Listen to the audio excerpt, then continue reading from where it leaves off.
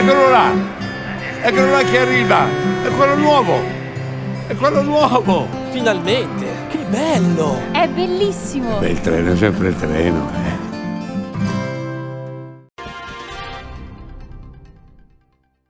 Buongiorno, bentrovati col notiziario di Prealpina.it che apriamo con la manifestazione degli studenti che si è tenuta questa mattina in piazza Montegrappa a Varese. È stata contestata con striscioni e slogan la seconda prova scritta prevista quest'anno per l'esame di maturità. Vediamo il servizio curato da Adriana Morlacchi, le immagini sono di Angelo Puricelli.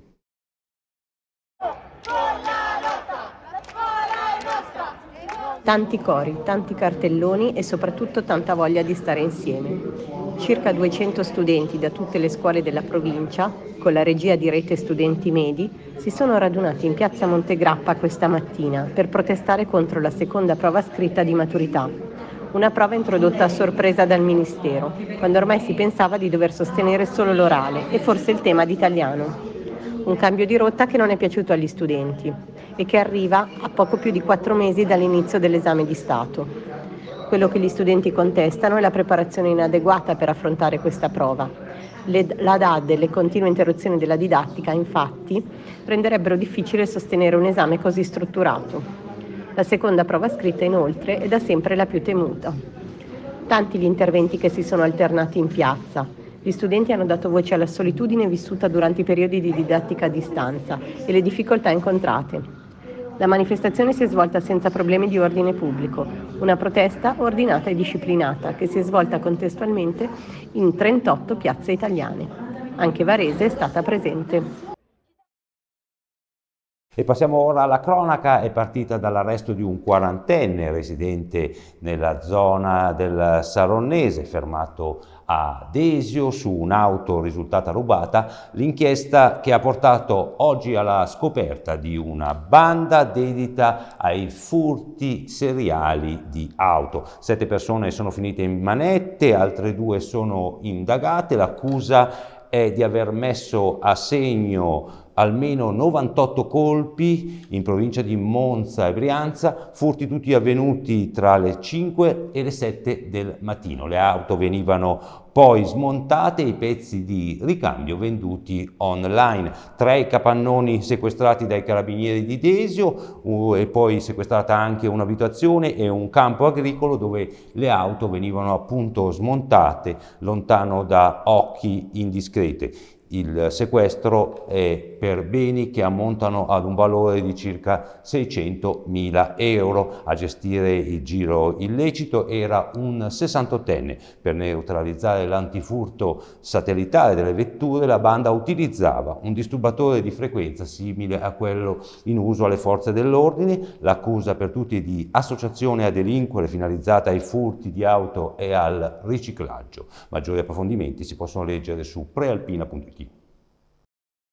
E ancora cronaca, sequestrato dalla Guardia di Finanza un appartamento che era nella disponibilità di persone accusate di bancarotta fraudolenta per il fallimento di una società, fallimento avvenuto nel 2019. Ecco il servizio di Renata Manzoni. I finanzieri del Comando Provinciale di Varese, su delega della Procura della Repubblica di Busto Arsizio, hanno eseguito un decreto di sequestro preventivo emesso dal GIP di Tribunale di Busto di un appartamento di 260 metri quadri con annesso garage a Cardano al Campo, del valore complessivo di 230.000 euro. Questo appartamento era nella disponibilità di 2 persone attualmente indagate per bancarotta. L'attività della Guardia di Finanza è partita in seguito a una delega di indagine per accertare le cause reali del dissesto di una società di capitali fallita nel 2019 e che era dedita all'ingrosso di imballaggi di carta. Però era emerso il fatto che il denaro dai conti correnti della società dichiarata fallita migrava regolarmente in un'altra società che faceva capo agli stessi 2 indagati, e questo anche attraverso mutui intestati a prestanome. Arrestato a Milano il rapper di 32 anni, K24K, questo è il nome d'arte del rapper, è accusato di aver esploso colpi di arma da fuoco nel corso della sparatoria avvenuta l'8 gennaio nella zona di San Siro, sparatoria durante la quale è rimasto ferito un egiziano di 26 anni. La sparatoria, secondo gli inquirenti della squadra mobile di Milano, è riconducibile a una lite per la spartizione delle commissioni discografiche destinate ai vari gruppi rap. Gli agenti hanno inoltre eseguito alcune perquisizioni alla ricerca di armi da fuoco e munizioni. Le perquisizioni sono avvenute anche a Legnano e a Motta Visconti. In relazione alla sparatoria, la polizia aveva già arrestato un noto pregiudicato di 51 anni, l'accusa nei suoi confronti tentato omicidio. Maggiori approfondimenti si possono leggere su prealpina.it. E parliamo ora di turismo, segnali di ripresa in provincia di Varese, i dati sono stati forniti oggi dalla Camera di Commercio, bene il turismo sui laghi, ancora male a Malpensa. Sentiamo il servizio curato da Emanuela Spagna.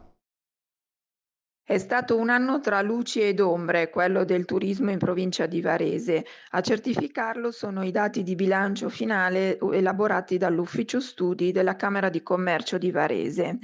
Se da un lato si registra una buona crescita delle presenze lungo i laghi, dall'altro emergono ancora grossissime difficoltà per tutta l'area intorno a Malpensa.